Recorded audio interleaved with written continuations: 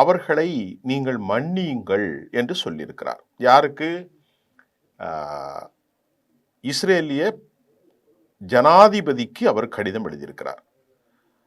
அப்ப ஜனாதிபதி அதுக்கு ஐசக்கு அவர் என்ன சொல்றார் அப்படின்னா, இது நாங்க மன்னிக்கிறதும் மன்னிக்காததும் எமது நாட்டிலுடைய சட்ட திட்டத்திற்கு உட்பட்டது.